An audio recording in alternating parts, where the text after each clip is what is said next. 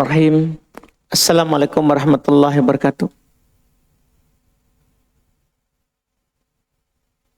Innal hamdalillah nahmaduhu wa nasta'inuhu wa nastaghfiruh wa na'udzu billahi min shururi anfusina wa min sayyiati a'malina. May yahdihillahu fala mudilla lahu wa may yudlil fala hadiyalah. Asyhadu an la ilaha illallah wahdahu la syarikalah wa asyhadu anna Muhammadan abduhu wa rasuluh sallallahu alaihi wa ala alihi wa ashabihi wa man tabi'ahum bi ihsan ila yaumiddin. Amma ba'd. Alhamdulillah, di malam hari ini kembali kita di majelis kitab Bulughul Maram min Adillatil Ahkam karya Imam Al-Hafidz Ibnu Hajar Al-Asqalani Asy-Syafi'i rahimahullah. Pada hari ini kita di majelis 97. Alhamdulillah, masih di Kitabus Shalah, bab salat al-musafir wal marid, bab salatnya musafir dan al-marid, orang yang dalam keadaan sakit. Masih terkait dengan hadits-hadits tentang musafir. Pada malam hari ini kita baca hadits 433 dan 435, 34, 35 langsung 36 karena riwayat-riwayatnya ini yang banyak. Kita baca qala al-Imam Al-Hafidz Ibnu Hajar rahimahullah wa anhu, dan darinya juga. Biasanya kalau sudah disebutkan sahabat sebelumnya belum tidak sebut ulang. Berarti kita harus melihat kembali sebelumnya siapa yang meriwayatkannya. Oh, ternyata di nomor 432 an Anas. Berarti anhu di sini adalah siapa? Anas. Kata beliau wa anhu qala kharajna ma'a Rasulillah sallallahu alaihi wa alihi wasallam minal Madinati ila Makkah. Fakana yusolli rok'atain hatta roja'na ilal Madinah. Muttafaqun alaihi wal lafdhu lil Bukhari. Kata beliau rahimahullah, wa anhu, darinya, yaitu dari Anas radhiyallahu taala anhu, ia berkata, kami keluar bersama Rasulullah dari Madinah menuju Makkah. Kami keluar bersama Rasulullah dari Madinah menuju Mekah. Itu start dari Madinah berujung ke Mekah. Beliau, kata Anas, senantiasa pakai kata kana. Kana tufidul istimrar. Kana bermakna selalu. Iya. Senantiasa Nabi sallallahu alaihi wasallam mengerjakan salat 2 rakaat hingga kami kembali ke Madinah. Kata beliau, muttafaqun alaihi, diriwayatkan oleh Imam Al-Bukhari dan Imam Muslim, dan wal lafdhu lil Bukhari, dan lafaz ini adalah riwayat Al-Bukhari. Ini riwayat pertama. Riwayat kedua, wa Ibnu Abbas radhiyallahu taala anhuma qala aqama an-nabiy sallallahu alaihi wa alihi wasallam 19 yauman yaqsuru wa fi lafdin bi Makkah 19 yauman rawahul Bukhari wa fi riwayatin li Abi Daud 17 wa fi riwayatin ukhra 15 wa lahu an Imran ibn Husain 18. Ini banyak riwayat kalau lafaz kedua ini. Kata beliau dari Ibnu Abbas radhiyallahu taala anhuma, beliau berkata, Nabi tinggal selama 19 hari dalam keadaan mengqashar salat. Jadi ini lanjutan dari hadis Anas. Anas kan cuma bilang, kami dari Madinah ke Mekah. Nabi tidak pernah salat sempurna sampai ke Madinah. Berapa hari? Itu pertanyaannya. Di hadis Ibnu Abbas. Iya. Dikatakan 19 hari. Dalam keadaan mengqashar tadi.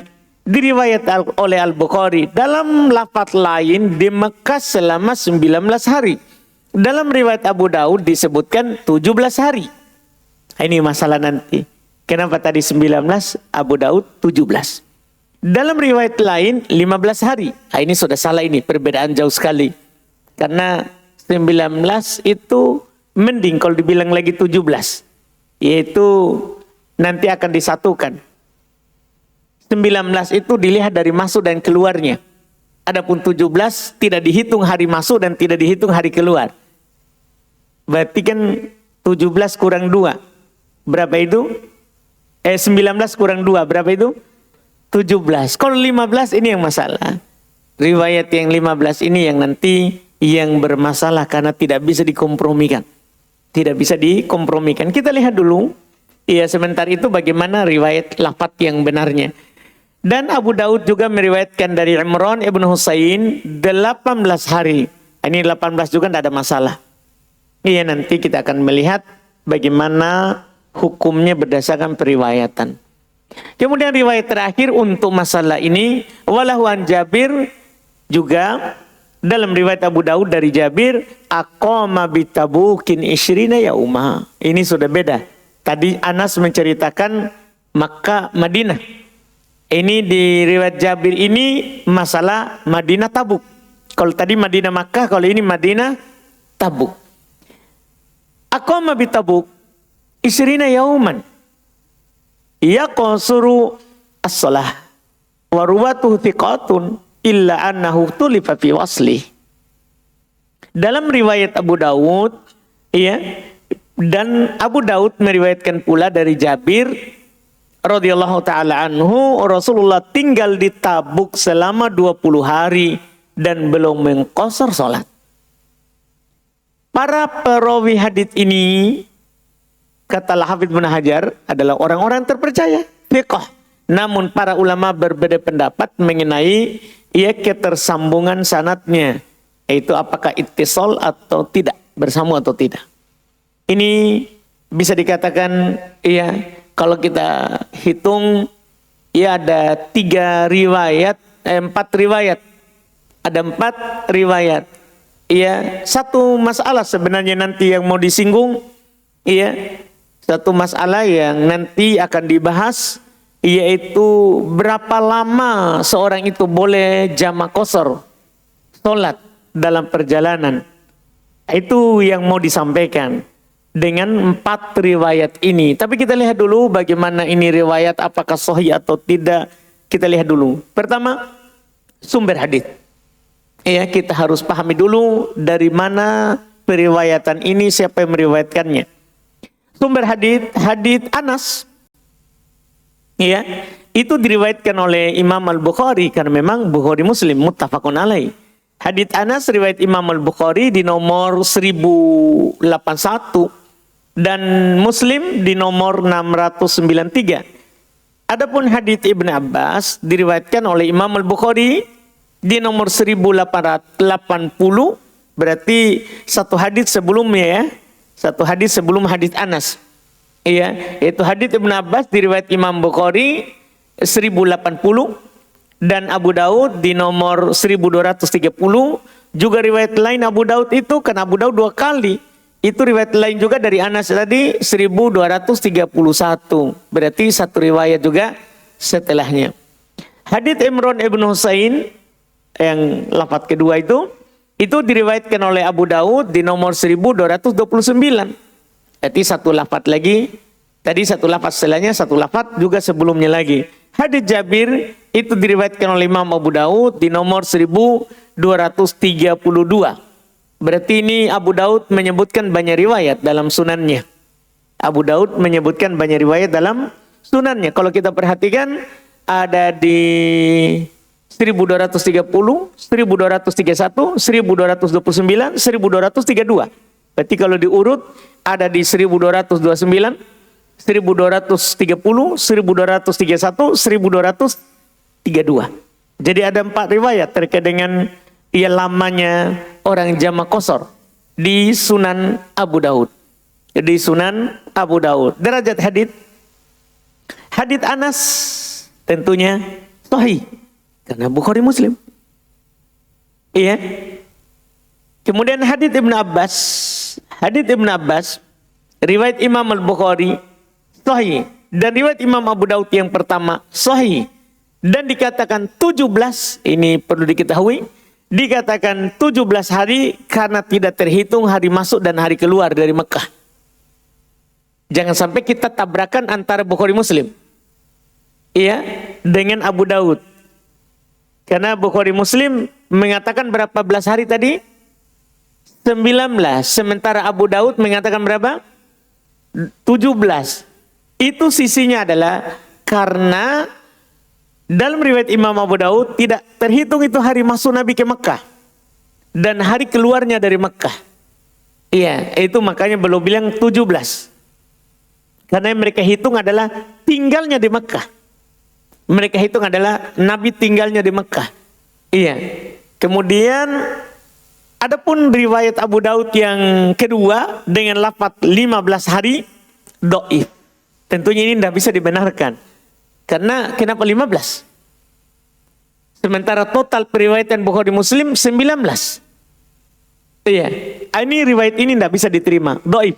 Karena menyelisihi riwayat yang lebih sahih. Ini dikatakan hadits syadz. Jika rawi yang menyelisihinya adalah kuat. Kalau rawi yang menyelisihinya adalah dhaif, maka ini mungkar. Bisa di derajat palsu. Tidak bisa dikuatkan dan tidak bisa menguatkan. Iya, kalau rawi yang menyelisihinya adalah riwayat rawi yang dhaif. Rawi yang dhaif. Jadi lafaz yang mengatakan 15 tidak bisa diterima.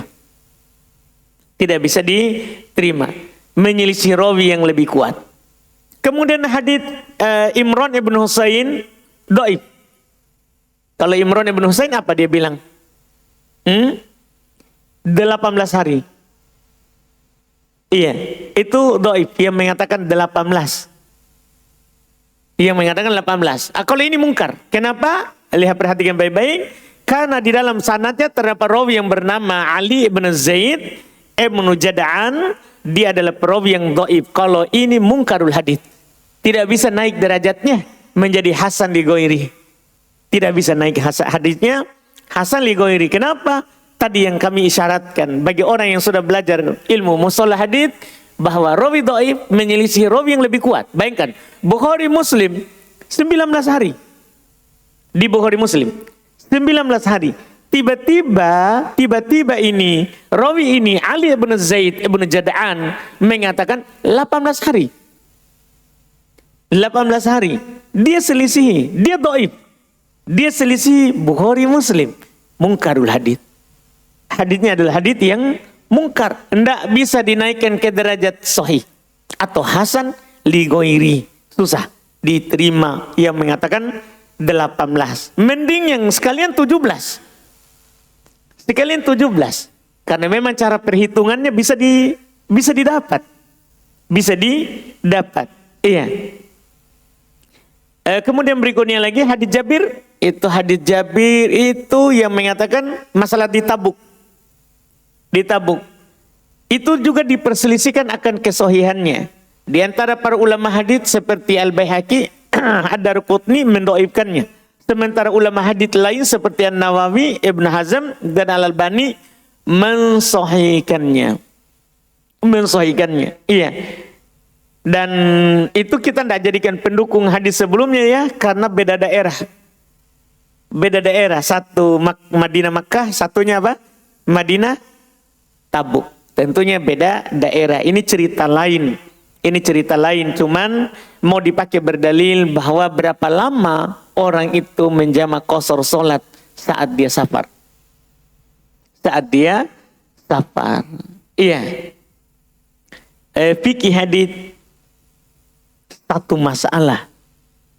Dengan banyaknya periwayatan tadi, itu kita hanya mengambil satu masalah, yaitu musafir disyariatkan baginya jamak qasar selama dia dalam niat safar. Tidak berubah niatnya.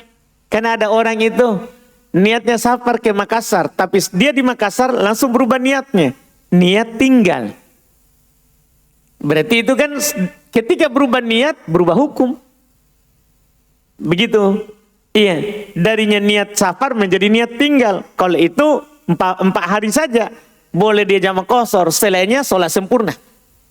Sholat sempurna. Tapi selama niatnya tidak mau mukim, seperti Nabi. Kan Nabi sudah hijrah ke Madinah. Sudah hijrah ke Madinah, pindah penduduk.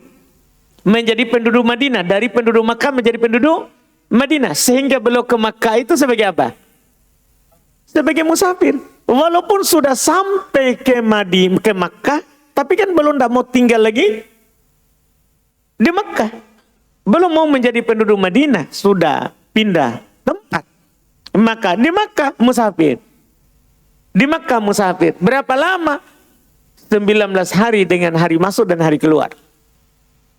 Kalau hari tinggalnya 17 hari beliau tinggal di Makkah dan tidak pernah sholat sempurna.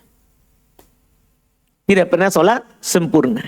Ini adalah tentunya ajaran bagi kita semuanya.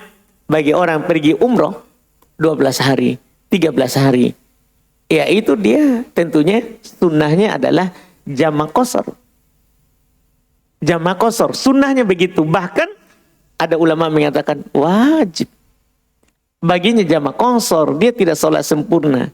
Sebagian orang kadang bilang begini, sayangnya di Makkah, memangnya kita tidak sholat.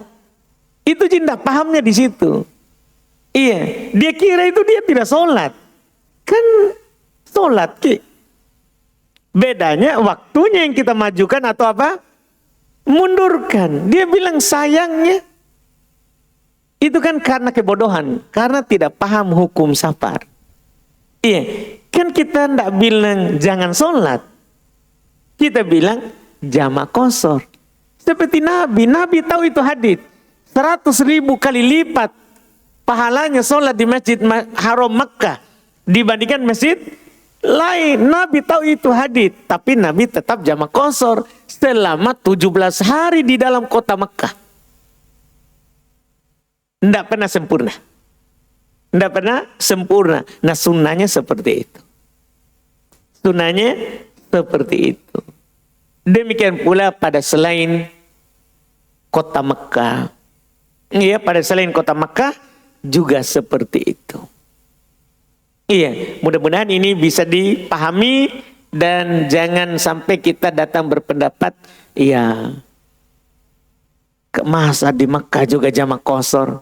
Nabi telah dilakukan oleh orang yang lebih baik daripada kita dan orang lebih semangat daripada kita untuk beribadah, untuk beribadah. Adapun kalau kita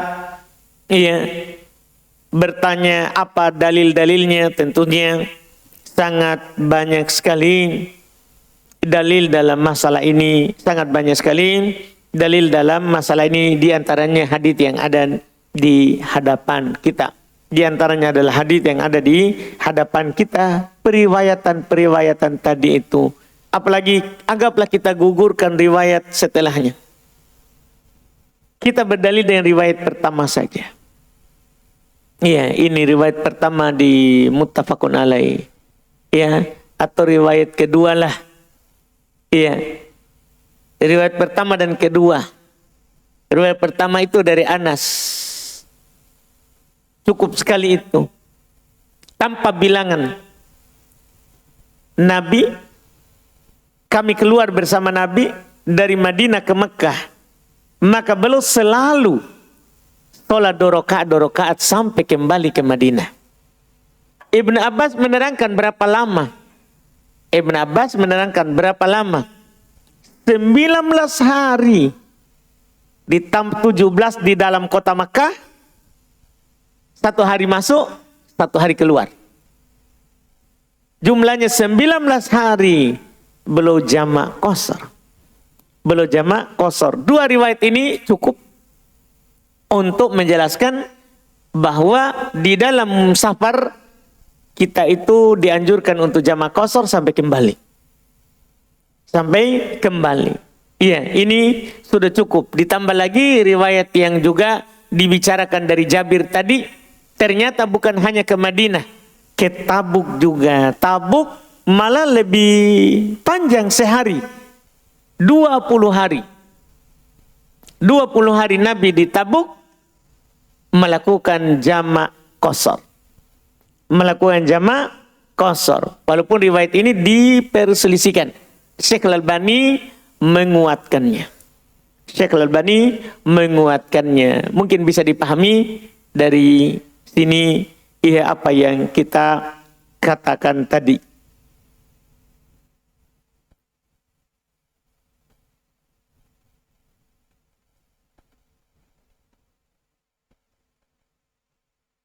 Baik, berikutnya kita pindah ke hadits berikutnya. Kita ambil lagi dua riwayat setelahnya lagi.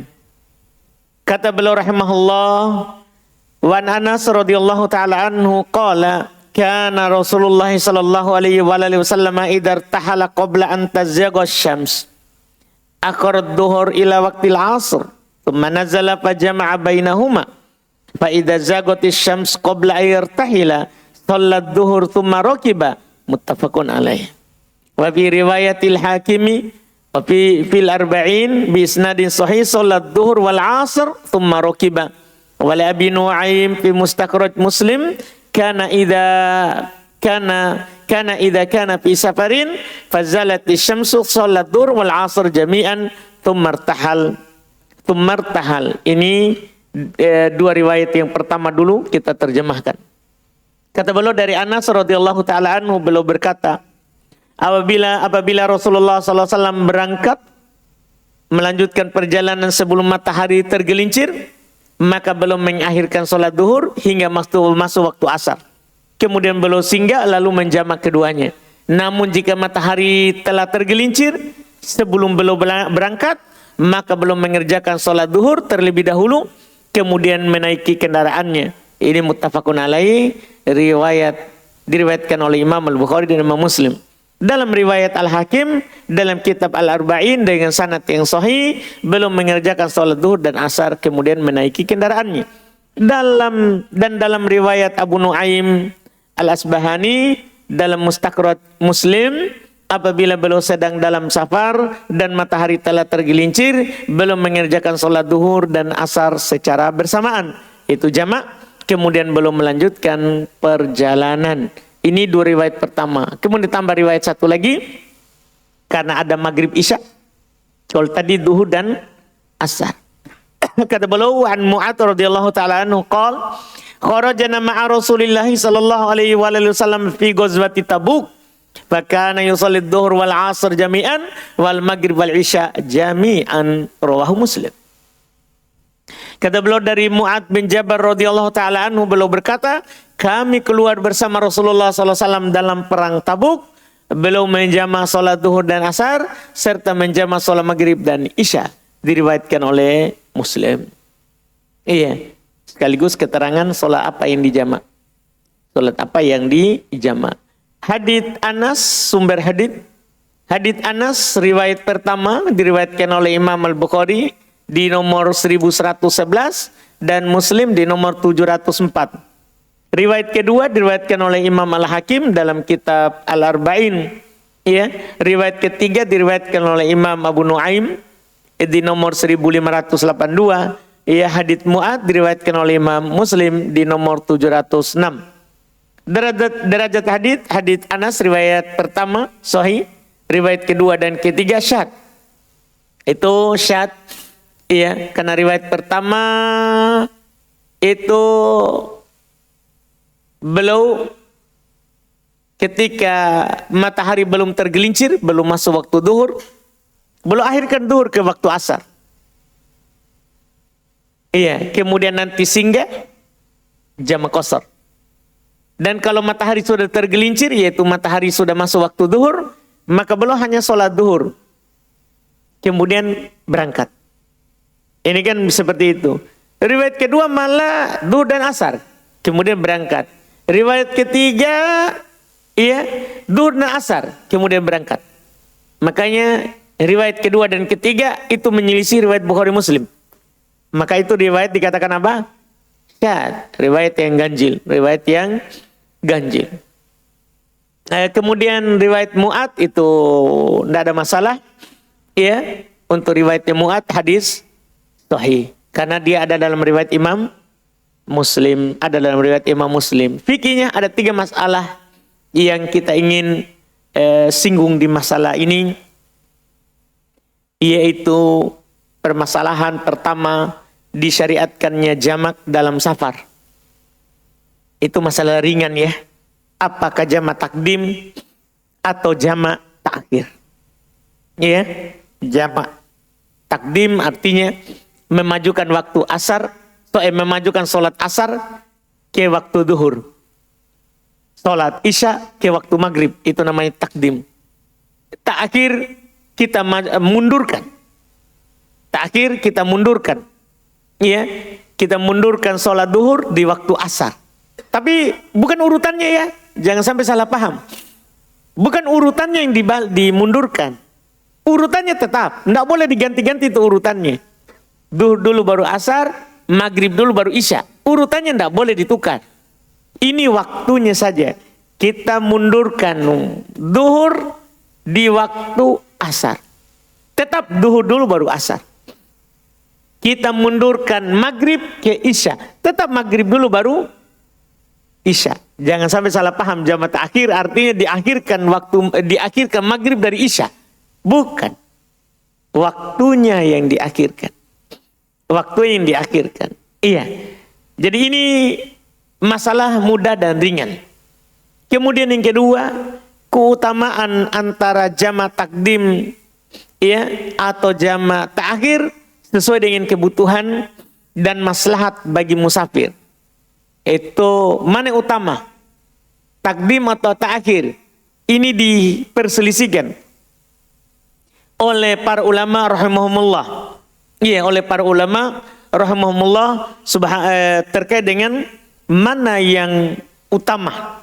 Yang benarnya tergantung keadaan. Karena kalau kita melihat hadits riwayat Imam Al-Bukhari dan Imam Muslim, selain yang disebutkan oleh penulis, ya, dari Ibnu Umar, beliau berkata begini, Ra'aitu Rasulullah sallallahu alaihi wasallam idza a'jala as-sair fi safar yuakhir salat al-maghrib.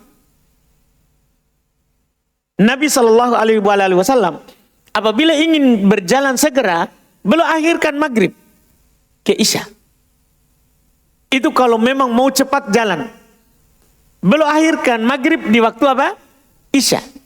Iya, itu kata Ibnu Umar. Hatta yajma' bainahuma wa baina salatil isya, bainaha wa baina salatil isya. Sampai Nabi jamak nanti antara maghrib dengan isya, diakhirkan. Diakhirkan. Dan hadis yang ada di hadapan kita ini, kita coba melihat ini. Ini jelas sekali ini. Nabi kalau masuk waktu duhur, beliau sholat duhur dulu, baru jalan. Tapi kalau belum masuk waktu duhur, beliau jalan dulu, baru akhirkan sholat duhur di waktu asar. Itu kan berarti tergantung apa? Keadaan. Kalau mau berangkat cepat, akhirkan. Kalau mau berangkatnya lambat, sudah masuk waktu, awalkan. Iya, ini keadaan Nabi kita Muhammad SAW. Dari sini kita bisa pahami jamak takhir takdim itu lihat daripada apa? Keadaan itu kalau pertimbangan mana yang utama. Mana yang utama. Tidak bisa kita katakan mutlak utama depan atau utama mundur. Tidak bisa. Melainkan tergantung apa? Keadaan. Ini yang paling pertengahan dari apa yang dijelaskan oleh para ulama fikih terkait dengan jamak ini. Terkait dengan jamak ini. Jamak takdim atau jamak apa? Takhir. Jamak takdim atau jamak takhir. Jadi tergantung keadaan dari siapa? Si musafir. Masalah utamanya. Masalah utamanya. Kemudian masalah ketiga. Dianjurkan dan lebih utama jamak tanpa pemisah. Jadi kalau kita mau jamak itu dianjurkan tanpa ada pemisah. Dalam riwayat Muslim, walam yusabbih bainahuma. Nabi kalau jamak tidak melakukan sholat sunnah di antara keduanya. Artinya tanpa apa? Tanpa pemisah. Walam yusabbih maknanya lam yusolli sholat sunnah. Tidak sholat sunnah, bukan bertasbih subhanallah, bukan. Iya, bukan bertasbih. Tasbih di situ bermakna sholat sunnah. Sholat sunnah. Jadi Nabi tidak melakukan pemisah antara sholat jama' itu. Itu utamanya. Tapi kalau ada orang jama' dengan pisah, tidak ada masalah. Misalnya dia sholat duhur di waktu duhur 2 rakaat. Nanti masuk waktu asar, sholat asar 2 rakaat. Tidak ada masalah. Sah sholatnya. Karena ada namanya jama', ada namanya qasr. Mungkin dipahami ini. Tapi kalau kita berbicara mana yang paling utama, ya tentunya jama'. Namanya jama' qasr. Nah, kan ada jama' saja, ada qasr saja, ada jama' qasr. Paling utama adalah jama' qasr. Karena tujuan kita jama' adalah meringankan. Nah kalau kita pisah ini kan memberatkan. Maka jama' qasr itu lebih utama daripada kita melakukan jama' dipisah. Dan sah jika ada pemisah, sah. Sah jika dapat pemisah. Ada orang kadang kejadian sudah sholat duhur ternyata ada jenazah.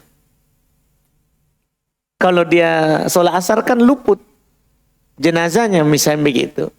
Luput jenazahnya. Maka boleh dia sholat jenazah baru nanti sholat asar. Cuman ini dia melakukan hal yang tidak utama.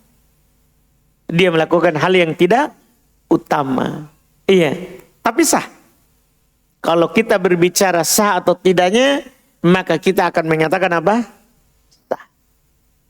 Iya. Ini 3 faedah yang dimuat di dalam hadits ini.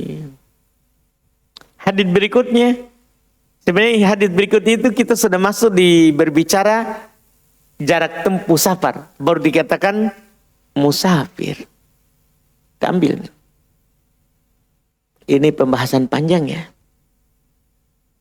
Hadits 438. Ini di sini ini kita terpaksa membahas luas kalau di sini ini. Dipaksa oleh keadaan ini. Karena dalam masalah-masalah berbicara jarak safar, dalam masalah ini terdapat 20 pendapat. Dan paling terkenalnya ada 4. Wah ini berat-berat kehidupan ini ya. Kita akhirkan pekan depan ini. Pekan depan libur. Pekan depan lagi libur. Wah, 2 pekan libur ya. Jadi, jangan nih. Atau lanjut. Masalah juga ini deh. Udah usah nanti lagi baru tahu ya jaraknya. Libur setengah bulan dulu ya. Karena kalau saya ambil ini, jam 8 baru selesai. Gimana? Mau tanya jawab atau lanjut? Tanpa tanya jawab tapi. Susah. Iya, orang-orang mau tanya jawab. Baik, kita akhirkan saja ini. Satu masalah sebenarnya tapi 20 pendapat. Yaitu masalah berbicara tentang berapa jarak safar baru dikatakan musafir. Iya, satu masalah saja tapi itu tadi pendapat yang masalah. Alhamdulillah. Kita cukupkan dulu insya Allah, kita ambil nanti di pertemuan yang akan datang. Kita masuk di tanya jawab. Belum masuk waktu Isya. Kita jawab dulu pertanyaan ada. Kalau ada pertanyaan langsung silakan sambil menunggu adzan.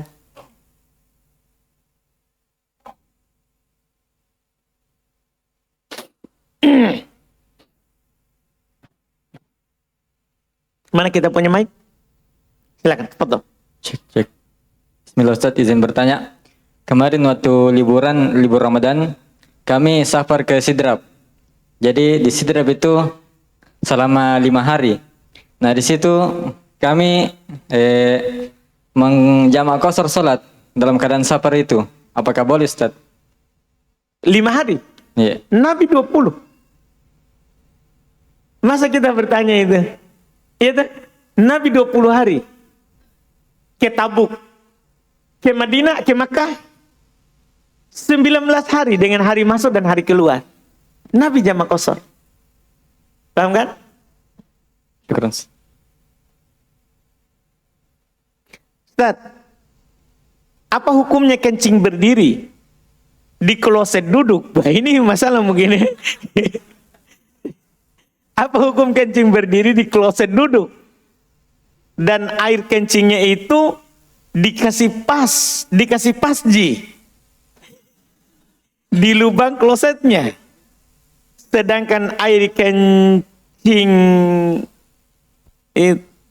itu insya Allah tidak terpercik ke kita.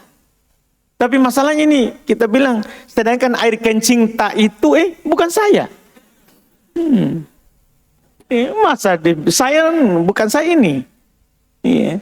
Kan dia bilang begini, apa hukumnya kencing berdiri di kloset duduk dan air kencingnya itu dikasih pasji di lubang klosetnya, sedangkan air kencing tak itu kita lihat. Sedangkan air kencing tak itu insya Allah tidak terpercik ke kita. Masalah kita ini. Iya. Para ulama rahimahumullah berselisih pendapat sebenarnya itu kencing. Apakah boleh duduk, boleh berdiri? Ada mengatakan duduk, tidak berdiri. Ada mengatakan duduk dan boleh berdiri. Dan itu pendapat yang kuatnya karena ada dua penukilan dari Nabi. Nabi kencing duduk dan Nabi kencing berdiri. Semuanya sah dari Nabi. Semuanya sah dari Nabi. Oleh karena itu boleh berdiri, boleh duduk. Itu kencing. Setelah itu mereka lagi berbicara tentang utamanya. Kita utamanya duduk atau berdiri. Ada rincian yang sangat bagus, ada bilang di belakang duduk. Kita mendahului ulama. Ada rincian yang bagus dari Imam Nawawi rahimahullah, itu paling bagus. Itu dilihat daripada landasannya itu kencing nanti. Tempat turunnya. Kalau dia tidak akan percik kembali, maka lebih utama berdiri.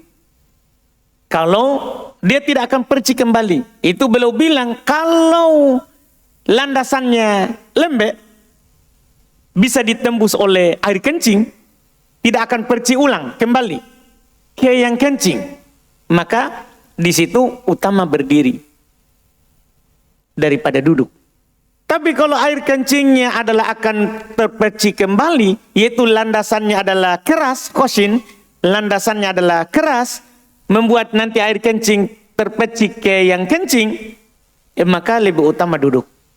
Lebih utama duduk. Jadi perhatikan kembali tempat jatuhnya air kencing itu, keras atau tidak keras, akan terpercik kembali atau tidak. Kalau pertanyaan tadi dia bilang apa? Tidak tidak terpercik kembali ke kita. Kencing tak. Iya, tidak terpercik kembali. Tidak apa-apa. Iya, itu yang dibahas. Wallahualam. Ustaz, berarti kalau di dalam kapal boleh seorang itu menjamak dan mengqashar sholat? Bukankah begitu? Dalam kapal kita kemana dulu? Jangan sampai ke Pulau Barancak Ji. Itu kemana ke ini?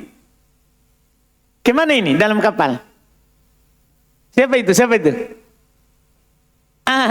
Kita. Orang mana kita? Buton. Berarti ke Buton. Safar itu saudara. Itu ke Buton itu jarak safar. Jadi di kapal jamak qashar. Di kapal jamak qashar. Paham saudara? Kita adzan dulu.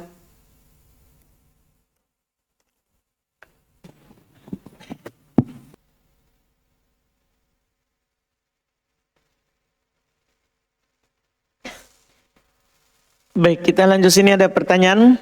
Ustaz, apakah laki-laki tidak boleh memakai pakaian warna merah polos? Ini termasuk masalah yang dibicarakan ya. Karena ada dua hadits sepertinya kelihatan bertentangan. Hadits pertama ada di riwayat Muslim, bahwa Nabi SAW pernah melihat seorang yang memakai pakaian yang berwarna merah. Beliau bilang, inna hadihi min thiyabil kuffar la talbasha. Ini termasuk pakaian orang kafir, jangan kamu memakainya. Ini riwayat Muslim. Ini riwayat Muslim. Tapi di masalahnya di Bukhari Muslim ada riwayat lagi yang lain dari Al-Bara' bin Azib. Beliau berkata, "Ra'aitu Nabiy sallallahu alaihi wasallam fi hullatin hamra." Nabi sallallahu alaihi wasallam, saya melihat Nabi sallallahu alaihi wasallam memakai pakaian merah. Ini ada dua, Ki. Satu, ada sahabat yang pakai merah. Beliau bilang, ini jangan kamu pakai. Tapi satu Nabi sendiri pakai. Hadisnya sama-sama sahih. Para ulama rahimahumullah ta'ala dari dua hadis itu berselisih pendapat. Dan ada yang mengatakan tidak boleh, ada yang mengatakan boleh. Dan ada yang mengatakan boleh ma'al karohah. Boleh tapi makruh. Tapi masalahnya Nabi tidak memakai yang makruh. Itu masalahnya. Jadi pendapat yang mengatakan boleh tapi makruh itu masalah. Karena Nabi tidak melakukan yang makruh. Nabi tidak melakukan yang makruh. Sehingga kalau kita jauhi pendapat itu lebih bagus. Masa Nabi melakukan sesuatu yang dibenci, ini hal yang nanti akan bermasalah. Iya, akan bermasalah. Karena Nabi itu yang sunnah saja belum anggap dirinya wajib. Wajib bagi beliau melakukannya. Wajib bagi beliau melakukannya. Dan belum tidak melakukan yang haram, ya tentunya. Dan belum tidak melakukan yang makruh. Sehingga dalam masalah ini ada yang mengkompromikan dengan jalur yang berbeda, yaitu yang lain. Yaitu mereka mengatakan, kita lihat dulu haditsnya. Yang Nabi mengatakan, jangan kamu pakai ini. Jangan kamu pakai ini. Karena ini termasuk dari pakaiannya orang kafir. Kita periksa dulu lafadznya. Ternyata dalam lafadznya, kalau kita cek dari Abdullah ibn Amr ibn al-As, beliau berkata begini, Ra'a Rasulullah sallallahu alaihi wasallam alayya saubaini mu'asfaraini. Awal riwayatnya yang harus kita lihat. Nabi melihat saya lagi menggunakan dua pakaian yang mu'asfarain. Dua pakaian yang dicelup dengan warna merah. Yang di apa kita bilang sekarang? Di wantes. Apa bahasanya? Diwarnai itu? Iya. Apa itu? Wantex. Kasih paski apa bahasanya ini? Yang dicelup dengan warna merah. Iya, itu yang dilarang ternyata. Kalau warnanya dari warna asli, tidak masalah. Itu kompromi yang sangat bagus dari dua hadis tadi itu. Bukan makruh, tapi dilihat. Kalau dari hasil celupan, tadinya warna lain kemudian dicelup dengan warna merah, tidak boleh. Tapi kalau itu adalah warna asli dari kain itu, dari sana, dari produksinya, maka tidak mengapa. Ini lebih bagus daripada kita bilang makruh. Daripada kita bilang makruh, walhalam.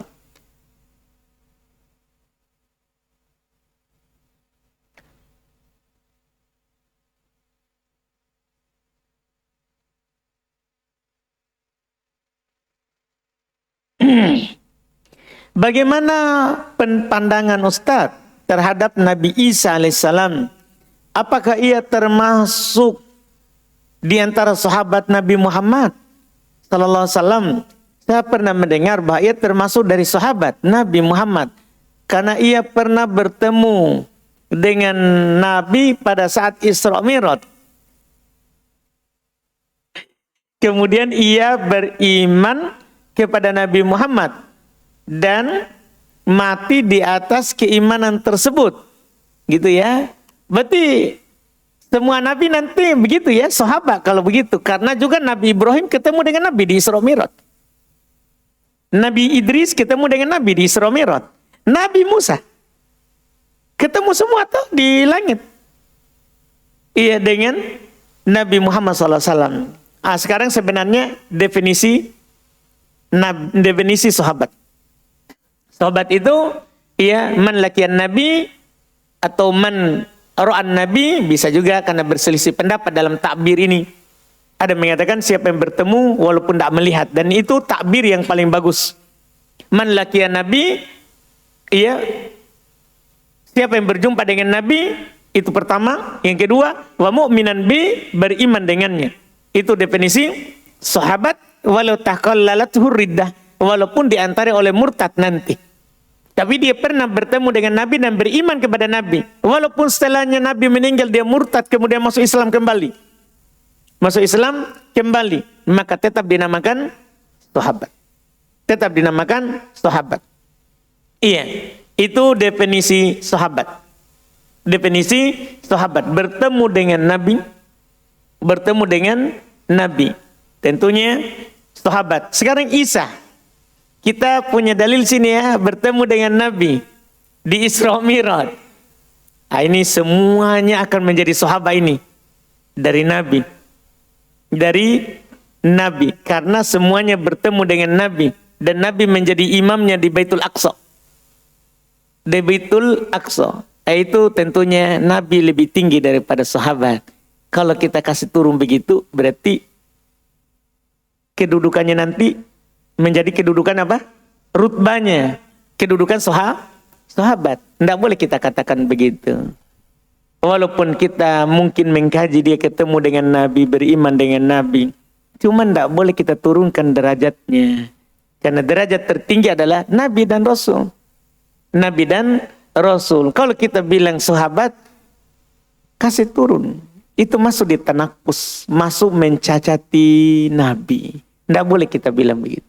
Walaupun kita kaji berdasarkan itu, tapi tidak boleh kita kasih turun derajat Nabi ke sahabat. Iya, itu masuk dari mencacati kedudukan Nabi dan Rasulullah Subhanahu wa ta'ala. Tidak boleh kita ambil itu. Iya, Nabi kita katakan Nabi, sahabat kita katakan apa? Sahabat.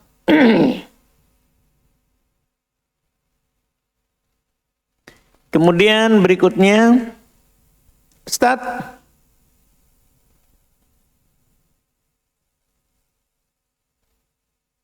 iya, ini santri nih ya, jangan tanya masalahmu di sini Pak. Kita bongkar aib. Alhamdulillah. Kalau masalah santri, jangan, ini malu saya ini. Banyaknya orang luar. Entah. Kalau masalah santri, tanya ke di majelisnya santri. Pan saudaraku, ya, jangan kau kasih malu gurumu di sini.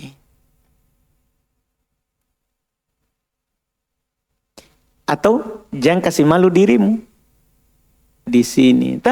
Karena kan kita santri itu ada hukum khusus yang kadang tidak boleh ditahu oleh orang luar. Biar kami orang luar melihat kita ini semua bahagia. Jangan biarkan mereka mengetahui bahwa kita ini di dalam ini menderita lahir batin. Jangan saudara, jangan. Makanya jangan kasih malu ustadzmu atau jangan kasih malu dirimu di hadapan umum, biar tom makin susah. Pan saudaraku, oke. Ya, alhamdulillah. Ustaz, kalau dari Makassar ke Bulukumba bersafar untuk KKN selama 45 hari, apakah bisa jamak qasar selama berniat safar? 100 hari kita KKN boleh. Jangan 45 hari, 100 hari ber-KKN, tidak pulang-pulang ki. Iya, sampai selesai. Maka kita musafir. Selama tidak ada niat tinggal di Bulukumba, kecuali menikah maki di KKN melamar ke orang. Menikah ki dan niat mukim karena mengambil orang mukim. Sudah maki mukim maki di sana. Iya, gugur hukum safar. Pokoknya selama illatus safar. Nanti akan kita bicarakan itu insya Allah di pembahasan hadits berikutnya itu. Selama ilahnya safar, ya sebabnya safar, maka selama itu boleh kita jamak qasar tanpa menghitung hari, karena hari tadi itu cuma contoh. 19 hari, 20 hari itu contoh. Itu adalah contoh masa safarnya Nabi dan beliau tidak sholat sempurna. Iya, tidak harus 20 batas akhirnya, enggak. Pokoknya niatnya musafir jamak qasar. Niatnya musafir jamak qasar. Wallahu alam. Ustaz, Apa hukumnya menggunakan rambut palsu? Iya, tidak dibolehkan. Di masa Nabi, di hadits Bukhari, ada seorang mau menikahkan anaknya, tapi calon suaminya mengatakan buat rambut palsu. Iya, karena lagi bermasalah dengan rambutnya. Maka ibunya bertanya kepada Nabi tentang hal tersebut. Iya, apa yang dikatakan oleh suaminya? Maka Nabi SAW tidak membolehkannya. Iya, karena dilaknat orang yang menyambung rambut. Iya, kalau meluruskan yang asli atau membengkokkan yang asli, dia rambutnya keriting, dia kasih lurus. Rambutnya lurus tapi dia kasih keriting, boleh. Dibolehkan. Yang tidak boleh adalah menyambungnya. Menyambungnya. Itu diharamkan, dilaknat orang menyambung rambut.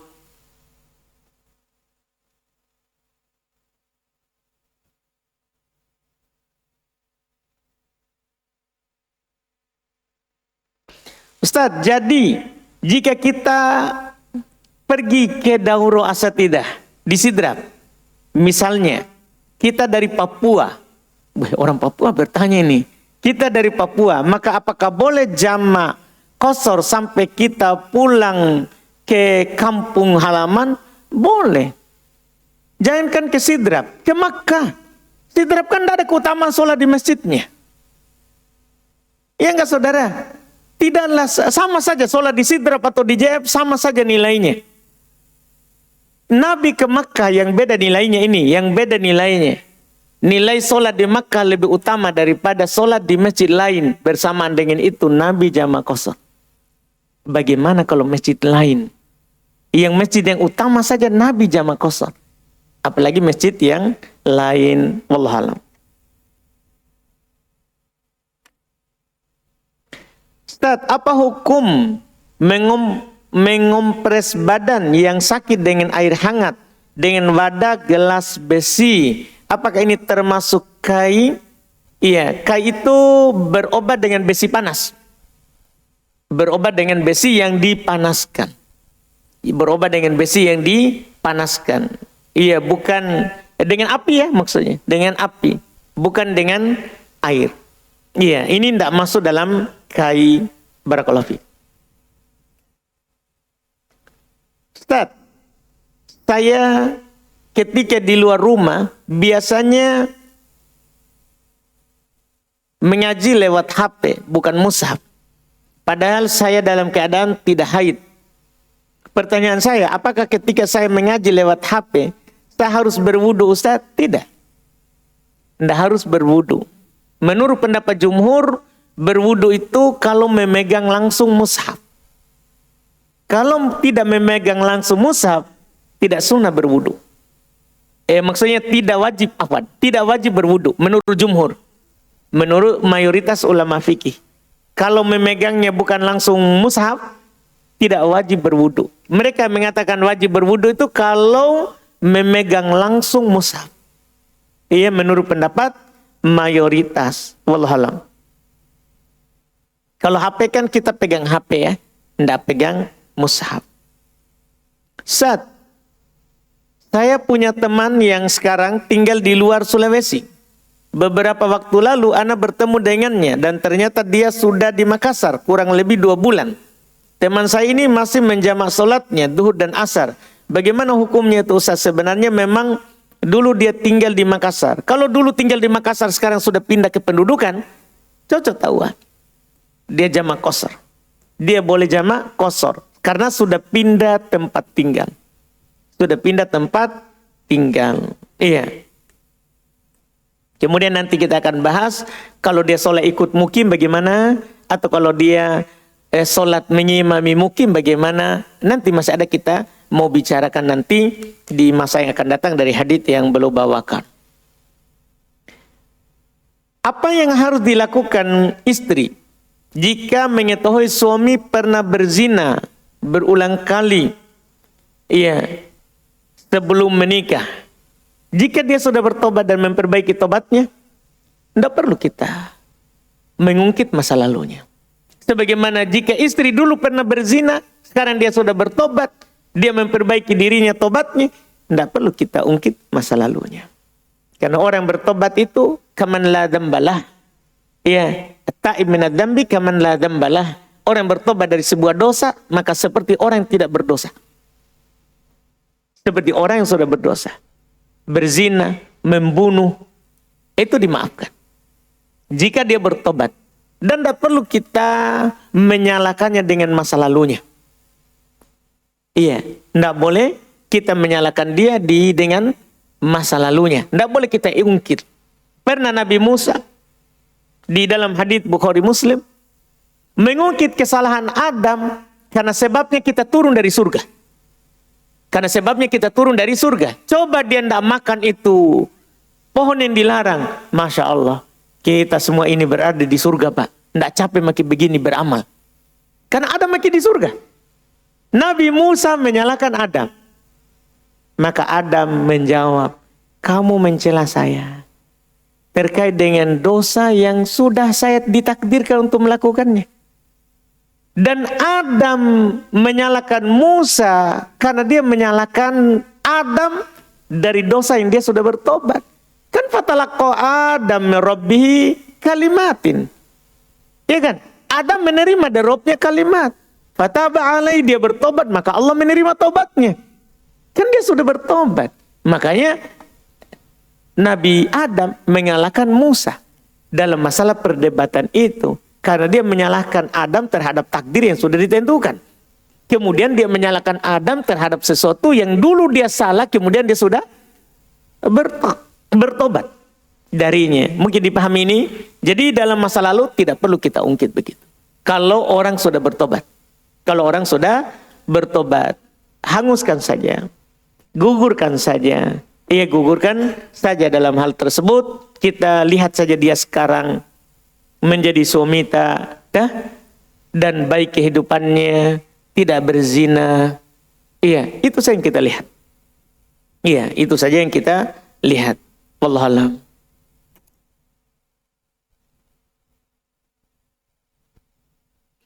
Ustaz, jika seorang ingin ikut sholat berjamaah di masjid dan dia juga ingin menjamak qashar sholatnya, bagaimana caranya Ustaz? Ini nanti akan datang, tapi karena nanti pekan ketiga lagi, baru 2 pekan kita mau libur kapang ini, takutnya kita tidak ketemu lagi. Ya. Maka sebenarnya kalau kita ikut mukim, kita sholat mukim. Kemudian setelahnya kita boleh qashar. Artinya kalau sekarang kita bermakmum di mukim duhur, kita sholat duhur mukim 4 rakaat. Setelah itu salam imam, kita salam, bangun ke sholat asar 2 rakaat. Jamak qashar takdim. Jamak qashar takdim. Tapi kalau kita jadi imam, boleh kita qashar. Kita sholat misalnya, orang-orang suruh kita maju. Sementara kita musafir. Tidak apa-apa kita qashar. Sholat duhur 2 rakaat, nanti makmum yang berdiri melanjutkan apa? Sholat mukimnya. Iya, habis imam salam 2 rakaat, dia bangun, sempurnakan mukimnya. Sempurnakan mukimnya. Itu yang disebutkan nanti insya Allah akan datang itu di masalah berikutnya.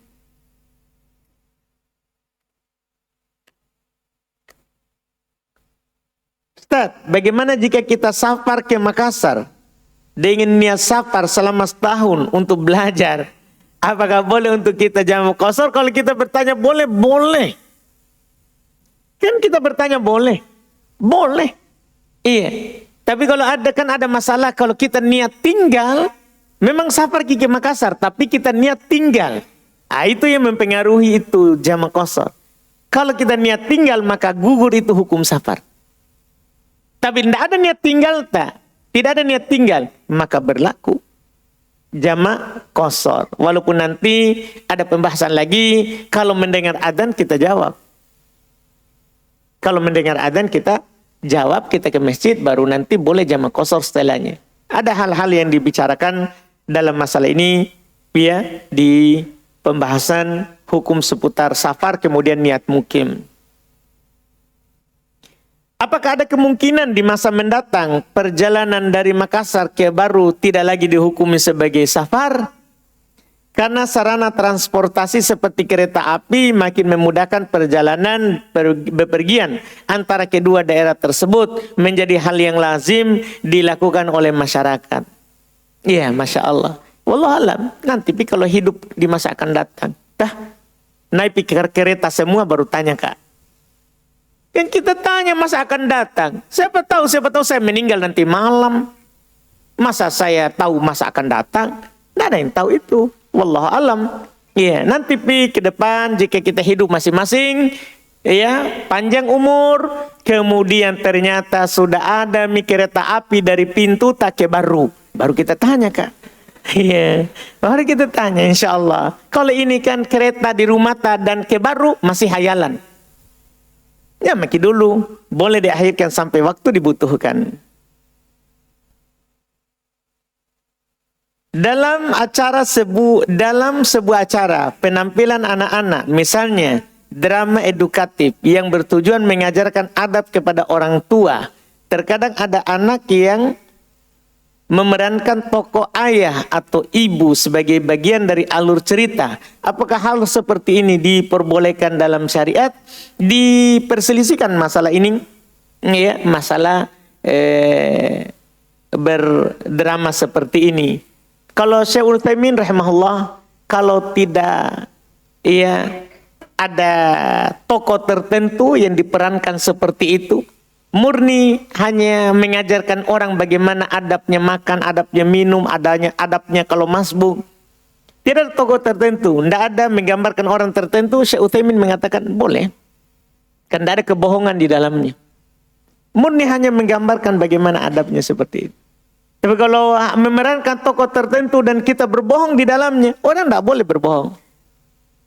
Tidak boleh seorang itu berbohong. Kata Nabi SAW dalam hadits riwayat Bukhari Muslim dari Abdullah bin Mas'ud, iyyakum wal kadhiba fa innal kadhib yahdi ilal fujur wa innal fujur yahdi ilan nar. Hati-hati kalian dari berdusta. Karena berdusta itu akan mengantarkan kepada kefajiran, dosa dan maksiat, dan dia akan mengantarkan ke neraka. Tidak boleh kita berdusta bagaimanapun keadaannya, wallahualam. Apakah masih bisa atau utama melaksanakan sholat sunnah saat safar? Ya, orang musafir itu kan dicatat seperti mukim. Walaupun dia tidak lakukan sholat sunnah, itu tercatat seperti mukim. Yaitu tetap tercatat kalau dia melakukan sholat sunnah, walaupun dia tidak melakukannya. Itu kalau musafir. Iya, orang yang safar tercatat seperti mukim. Tercatat seperti mukim. Walaupun kalau dia melakukan sholat sunnah witir atau sholat sunnah sebelum subuh, itu boleh. Karena Nabi menjaga witir saat mukim dan safar. Nabi juga menjaga sholat sunnah sebelum subuh saat mukim dan safar. Iya, wallahualam.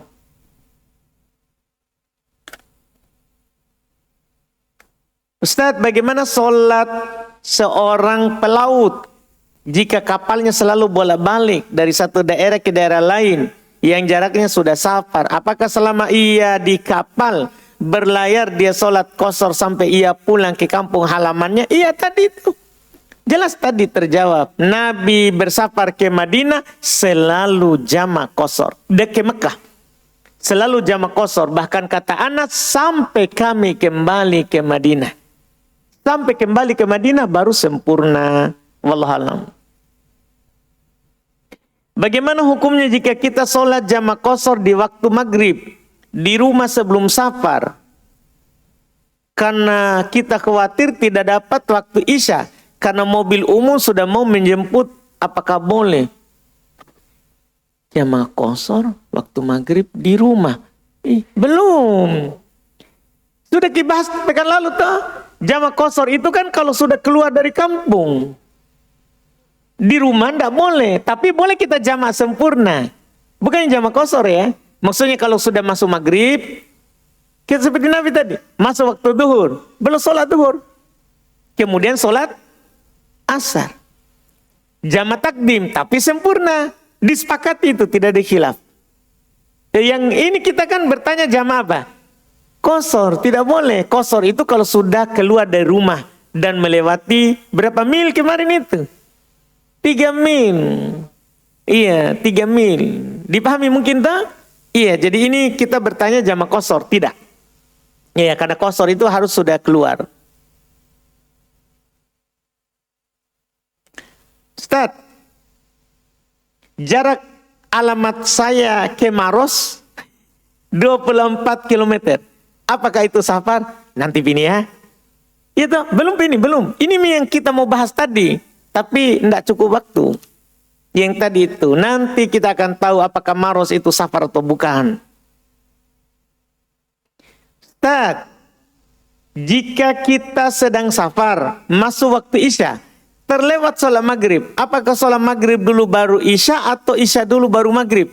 Sudah saya singgung tadi toh, disepakati bahwa waktunya saja yang maju mundur, bukan sholatnya. Jangan sampai salah paham. Sholatnya tidak boleh diubah urutannya, tidak boleh diubah. Jadi tetap duhur dulu baru asar, maghrib dulu baru Isya. Boleh takdim, boleh apa? Ta'khir. Iya, boleh takdim, boleh ta'khir. Wallahu alam. Ustaz, usia berapa anak laki-laki dikatakan balik dan tidak boleh bersentuhan dengan wanita yang bukan mahramnya? Dan apakah ini juga berlaku bagi anak berkebutuhan khusus atau anak spesial yang pemahaman mereka biasanya kurang, tidak seperti anak normal? Baik, sebenarnya bertanya usia itu bagi orang yang tidak mimpi basah, yang belum mimpi basah. Karena sebenarnya masalah balik itu, pertama dia mimpi basah. Bagi laki-laki, perempuan haid. Jadi kita tidak berbicara dulu umur. Jadi kalau ada laki-laki mimpi basah, biar 10 tahun umurnya, dia sudah dikatakan balik. Ada perempuan 9 tahun haid, dia 9 tahun itu sudah balik. Itu kalau kita berbicara itu pertama dulu. Setelah itu kalau dia tidak haid, tidak mimpi basah, maka baru kita berbicara umur. Nah, kalau kita berbicara umur berarti di kebanyakan orang. Kebanyakan anak kaum muslimin itu haid di umur berapa? Di situ patokan, walaupun dia tidak haid, dia ikut keumuman. Di kebanyakan anak kaum muslimin, umur berapa dia mimpi basah? Nah, umur berapa dia mimpi basah? Iya, ketika mereka bilang 15 tahun misalnya, kebanyakan orang sudah mimpi basah. Sudah. Kalau dia tidak mimpi basah, diikutkan ke mayoritas orang yang mimpi basah. Kalau tidak mimpi-mimpi juga, cek kelaminnya. Kalau sudah tumbuh bulu di sekitarnya, bukan bulu halus atau bulu hitam. Jangan sampai, kan dari bayi ada bulunya. Tapi bulu apa? Bulu halus. Nah, bulu hitam yang dilihat. Bulu hitam. Jadi tidak mimpi-mimpi. Tapi dilihat, dibuka, ada bulunya. Balik itu. Itu sudah balik. Dulu Nabi SAW mengikutkan tawanan perang itu anak-anak atau sudah dewasa, maka mereka lihat kelaminnya untuk hajat itu. Boleh dilihat. Hajat. Jangan dipertontonkan depan umum. Iya. Lihat saja oleh orang yang memang yang diutus itu. Kalau dilihat, ada hutannya. Itu sudah balik. Jadi kita tidak berbicara umur. Umur itu standar. Iya, setelah tidak ada semua itu. Wallahualam. Itu dikatakan balik. Iya, kapan balik maka berlaku taklif. Kapan dia sudah berusia balik maka berlaku taklif, pembebanan hukum syariat. Pembebanan hukum syariat. Adapun yang berkebutuhan khusus, lihat apakah dia ini berakal atau tidak berakal, kan begitu. Kalau dia berakal maka ikut ke yang berakal. Kalau dia tidak berakal, kadang ditanya, cara mentesnya adalah dilihat jawabannya dari pertanyaan. Kalau ditanya dia menjawab dengan bagus, dikasih tahu ini api dia tahu, ini tidak bagus dia tahu, dia sudah paham, maka dia berakal. Ikut hukum yang berakal, mukallaf. Kalau dia tidak, ia masih seperti anak-anak, dia tidak tahu apa yang baik untuknya, apa yang tidak baik untuknya, kecuali dibimbingan orang tuanya, maka ini namanya tidak berakal. Diikutkan kepada orang yang tidak berakal. Walaupun sudah tumbuh bulu di sekitar kelaminnya, maka ikut tidak berakal. Ini tidak mukallaf. Tidak mukallaf, tidak berlaku hukum taklif, wallahualam. Baik, Masya Allah. Ustaz, jika kita mengikuti sholat berjamaah di masjid, lalu imam sujud sahwi sebelum salam, sedangkan menurut makmum tidak ada yang salah dari sholat yang dilakukan, apakah makmum tetap ikut sujud? Tetap. Jangan menurut makmum, sebab tahu-tahu imam ada kesalahan yang tidak disadari oleh makmum. Iya kan? Iya. Jadi jangan menurut makmum. Intinya, idza sajada fasjudu. Kalau imam sujud, maka kita apa? Sujud. Sebelum salam ini ya, adapun setelah salam, tidak ada kewajiban untuk mengikutinya. Tidak ada kewajiban untuk mengikutinya. Wallahualam. Kita cukupkan, Masya Allah masih banyak ini, tapi kita sudah akan masuk waktu. Iya, insya Allah kita lanjut lagi di pertemuan yang akan datang. Subhanakallahumma hamdik, asyhadu an la ilaha illa anta astaghfiruka wa atubu ilaik. Assalamualaikum warahmatullahi wabarakatuh.